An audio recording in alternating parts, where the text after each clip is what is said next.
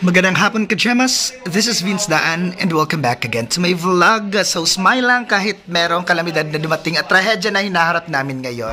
Smile lang ka-Gemas, nandito tayo ngayon sa palengke, sa Ubay Public Market banda sa Ubay, Bohol. So yan, kahit po sa sa gasoline station ay grabe yung pila. Pumunta ako dito para magpagaas kasi tingnan nyo ka-Gemas, wala na pong gas yung aking motor. Ayan po. So babalik na lang ako kasi grabe ang daming tao. Hindi siguro ako aabot dito kasi pilahan po kasi. So ngayon lang ako pumila. So uwi na lang ako at magbablog na lang ako dun sa may City of Campikit, Ubay, Bohol, Purok 7 sa aming barangay.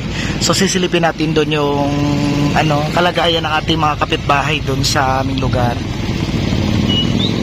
So ang hirap makapila dito at makasingit. So pangit din naman pag sumingit tayo, naghihirap din sila sa pagpila. So sa susunod na araw na lamang tayo or mag-uutos na lang siguro kami ng bata at bibigyan na lang namin ng konting pera para sa paghihirap niya sa pagpipila. So mag-uutos na lang siguro ako ng bata bukas. So dapat maaga sa pagpila. So tara, punta na tayo sa City of Campikit, Purok 7, Tapon, Ubay, Bohol.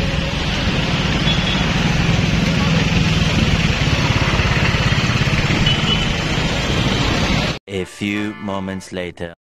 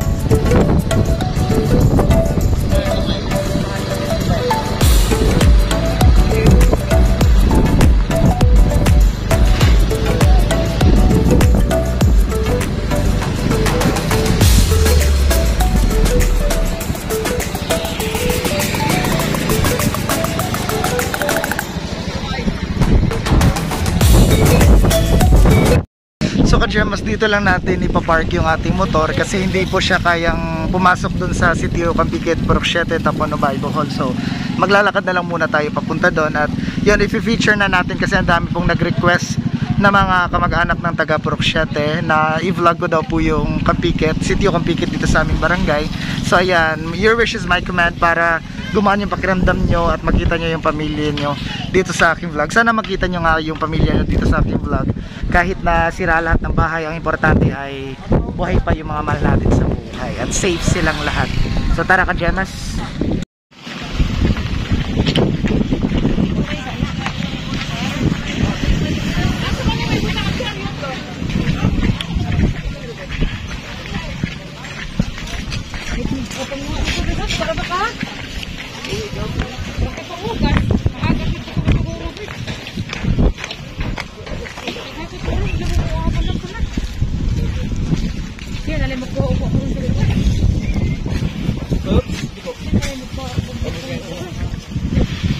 So dati matigas po to yung daanan dito, ngayon ka-Gemas ay ayan, buhangin na po siya. Ayan.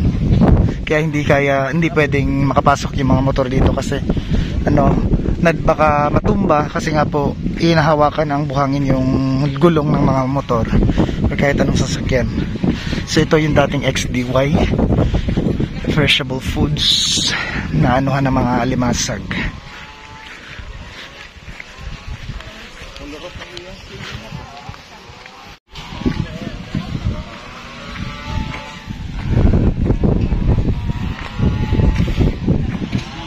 Meron pala sasakyan na nakapasok ko pero pahirapan nga din sa pagtutulak.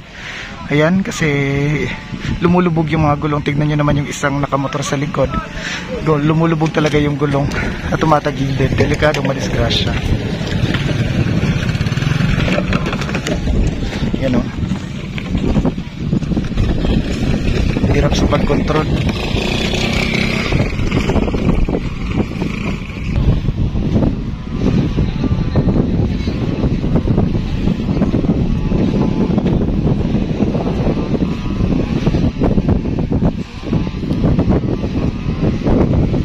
So dati ang dami pong bahay dito na nakahilera dito banda at saka dito sa baybayin.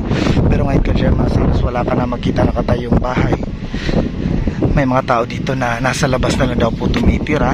So simula nung dumaan si Bagyong Odette ay hindi pa po umulan, kaya ayan, nagpe-pray ang mga tao na sana hindi umulan para okay lang sila na makatira dito sa labas. Grabe yung pinsalang dulot mo, Bagyong Odette.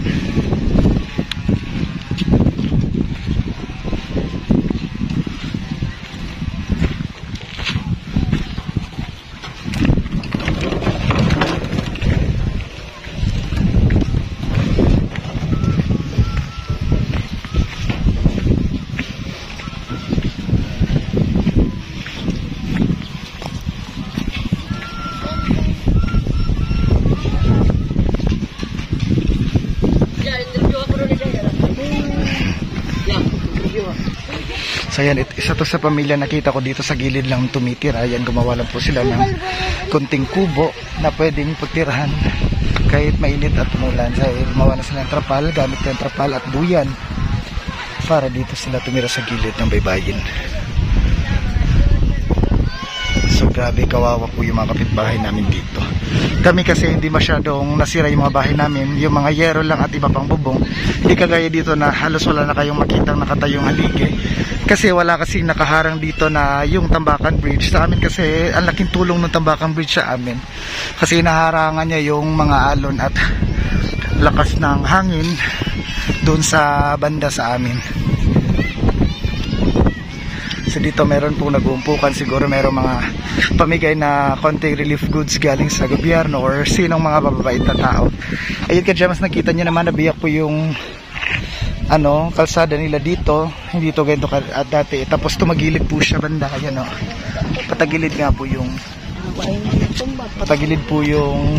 kalsada ng semento. Dati matuwid po to at walang biyak. Ayan po, naging buhangin po dati. Ay, naging putik po to dati. So gawa nga po ni Bagyong Odette.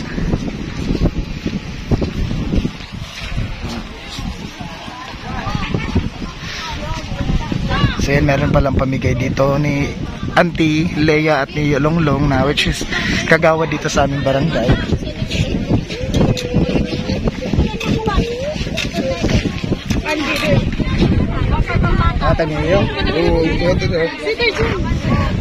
So yan, pinamigay nga po ng aming kagawad na si Yoyo Longlong Gabas, kasama yung kanyang asawang si Kagawad Leia Gabas also, at ang kanyang anak na si Lovely Don.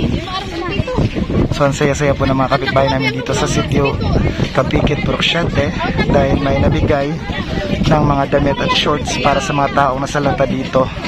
Yung mas grabe pa ang trahedyang naranas nila kaysa sa amin.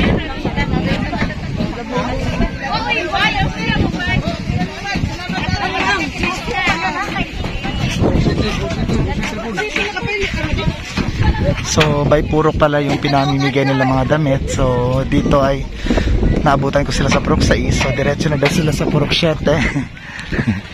Yan, tinawag ako ni Auntie. Yan nga po, namigay nga po sila ng mga damit para sa mga kapitbahay namin dito na nasalanta ng bagyo. Kami ay okay lang kami Ka-Gemas, kasi sila yung mas grabe talaga yung naranasan dito nung dumaan si Super Typhoon Odette. So grabe ka Odette, wala kang patawad. So lipat na daw muna sila sa Purok 7, yung pinakadulo. Purok 6 pa kasi dito eh. Ayan, Purok 6. Diretso na dun Purok 7. So hindi ako sigurado Ka-Gemas kung makakatuloy ako dun sa Purok 7, kasi grabe ang layo po, kasi baka mahirap yung daanan. So hindi ako sigurado makapasok dun. So andito na nga tayo sa Purok 6.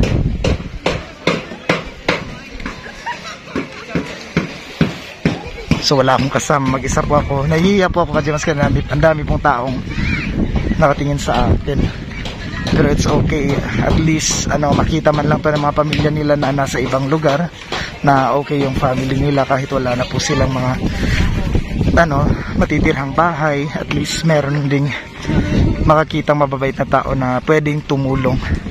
So sa gusto pong tumulong at magbigay donation or kahit anong mga ipapabigay niyong tulong, so you're free to comment sa aking videos at mag-send na rin ng message sa aking messenger, Vince Daan. So Vince Daan lang din po yung Facebook account ko. Send lang kayo sa messenger. Wala po akong Gcash, pasensya po. So pilahan din po yung pagkuha ng pera doon sa Tagbilaran Wala pong signal dito sa amin. Kuryente, tubig, pagkain, pati mga damit ng mga tao, wala po. So pahirapan po, grabe yung kalbaryo yung nararanasan namin ngayon dito. So sa lahat ng nangangamba at gustong makapa-update sa families nila, so huwag kayong mag-alala ka Gemas. Di baling wala ng mga bahay yung matirahan yung mga tao, mga kapitbahay namin dito. At least ang importante, buhay po silang lahat.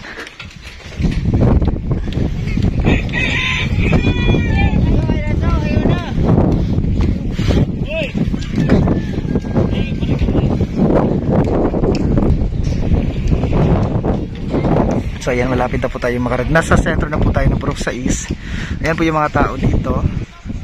So sila po ay nagtatambay na sa labas kasi wala na nga po silang tambayan sa loob ng mga bahay kasi puro sila po. Ayan, nagmumukha na nga pong ghost town yung aming lugar. So sana makabangon kami kaagad ditong lahat ka Gemas. So laban lang. Jared, marami akong kakilala dito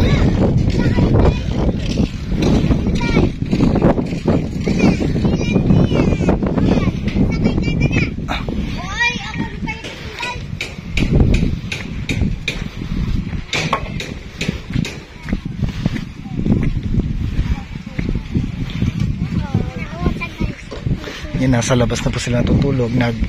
Naglalagay lang po sila ng mga kurtina at saka mga trapal para hindi sila mainitan at maulanan.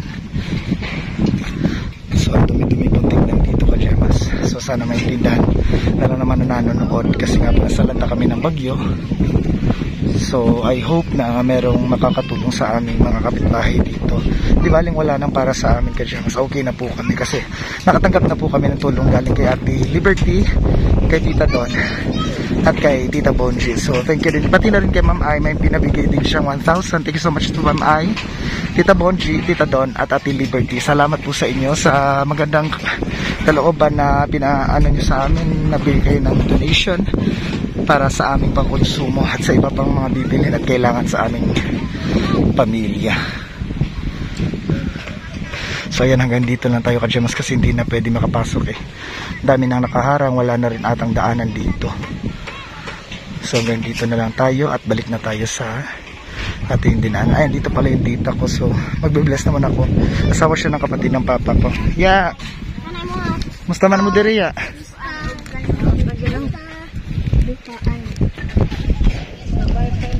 Lagi? Ipangkuha? Oo, sabi ko. Ayan yung tita ko. So kapatid po siya ng asawa po siya ng kapatid ng papa ko. So yan po, ito na nga po yung tinitira nila ngayon. Nasa labas na lang po sila. So nagkwento siya sa akin na nung araw ng bagyo ay nagsipagtapunan daw po at nadala ng dagat at alon at hangin yung mga paninda niya. So binulot niya lang kasi wala na daw po silang, wala na daw sila. Hinugasan at pinunasan mo na lang para meron pang maibenta. So ito po yung bahay nila ka Gemas. Grabe po yung sira. Siya po si Tita Aida. Ay, Tita Edith pala rather. Tita Edith pala. Yan. Sira po yung bahay nila. Ang hirap na pong linisan nito ka Gemas. Grabe, nag-uumpukan po yung mga basura at mga yerot, kawayan, kahoy. So agawan na nga din po dito yung mga tao sa mga natapong mga gamit kagaya ng mga yero ka Gemas. Halos mag-aaway na nga sila. Buti na lang meron ng mga palatandaan yung ibang mga tao dito kung sa kanila ba talaga yung mga gamit. Iba naman dito ka Gemas ay gumagawa na po ng simpleng tent para may matulugan. So grabe siguro yung ginaw dito ka Gemas pag hating gabi at saka madaling araw kasi nasa tarap po sila ng dagat, baybayin. Tabing dagat. Ayan, meron gumagawa dito ng pinag-umpok-umpok na nila yung mga sirang yero nila para may matulugan sila. Kawawa naman, meron pa mga bagong panganak, mga bata. So sana pa nag-limit lang to Ka-Gemas. Palagi namin pinagpipray nung unang araw ng bagyo na ipipikit na namin yung mata namin at kapag dilat namin, sana mabalik sa dati yung tawag dito, sitwasyon namin na maganda pa, walang ganitong trahedya nangyayari. So tara, pauwi na tayo Ka-Gemas kasi hindi na pwedeng makapasok sa Purok 7 hanggang Purok 6 lang pala tayo.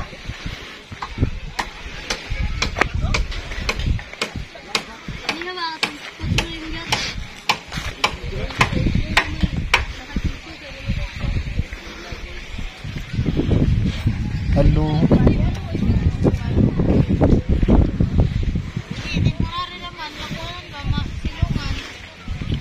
Yan, meron pa dito nagtatrabaho para makagawa sila ng konting kubo na kanilang matitirhan. So yan po sila. Ganun po sisipag yung mga tao namin dito. Kailangan din naman nilang gawin kasi para din sa kabutihan ng kanilang pamilya na merong matirhan. At babangon po kami. Hindi po kami papaapekto sa bagyo or trahedyang maranasan namin ngayon.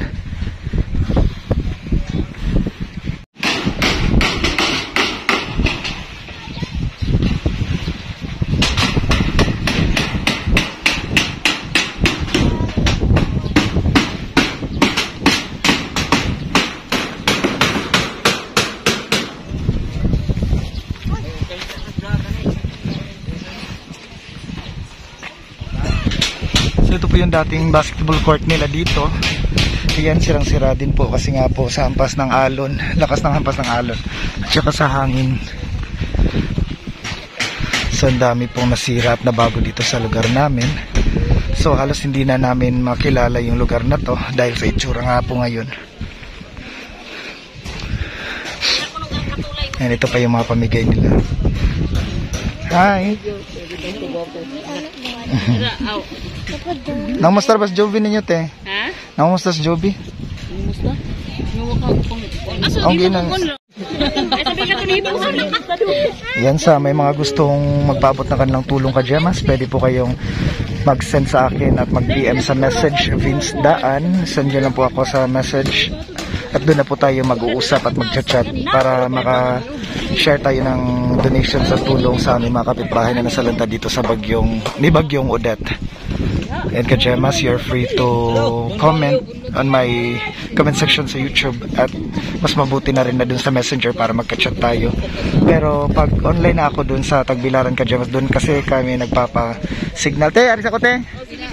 Doon kasi kailangan pang pumunta sa Tagbilaran, 5 to 6 hours po yung biyahe bago makarating doon sa Tagbilaran City para makahagip ng signal, makahagip ng signal at maka-chat at maka-upload na rin ng videos.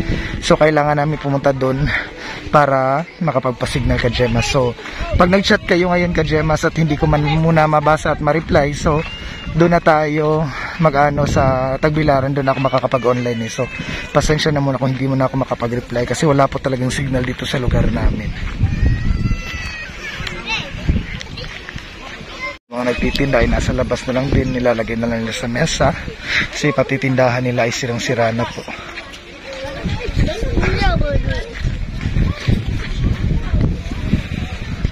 So yung mga taong nakakasalubong po sa aking videos ay umiiwas po kasi nahihiya daw po sila.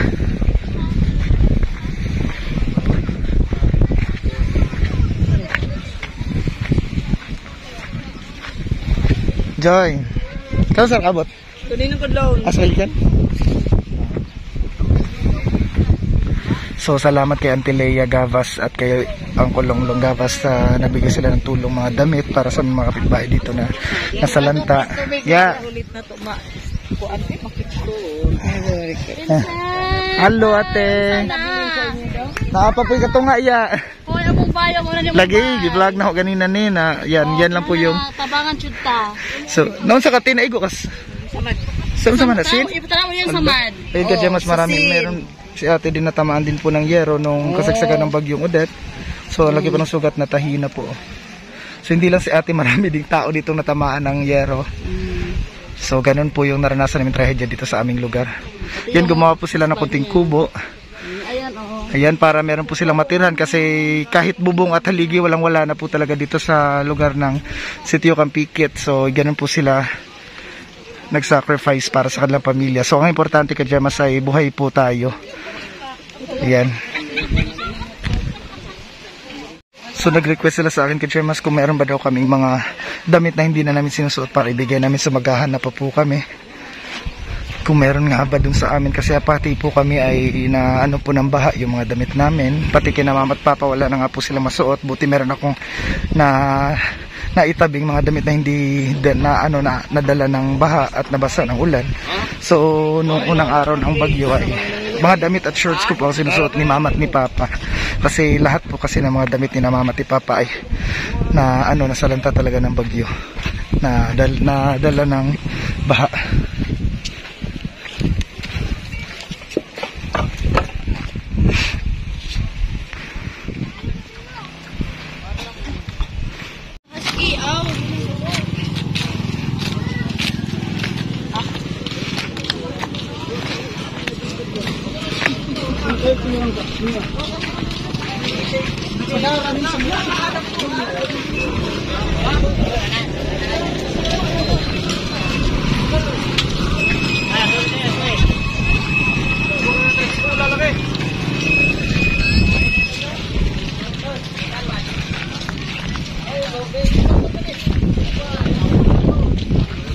Later. So yun, Jemas, kakarating ko lang dito sa bahay. So tapos ko na nga pong ipakita sa inyo yung sitwasyon ng Sitio Campikit, Purok 6. Hindi ako nakadiretso sa Purok 7 kasi ang hirap po ng daanan. So sa lahat ng mga kamag-anak ng mga kapitbahay namin na salanta din doon sa Sitio Campikit, so sana ay natuwa kayo at gumaan yung pakiramdam nyo na nakita sa video na okay lang yung kalagayan ng mga kamag-anak, mahal nyo sa buhay or kamag-anak nyo doon sa lugar na yun. Kahit sira lahat ng bahay, at least ang importante ay buhay po kaming lahat.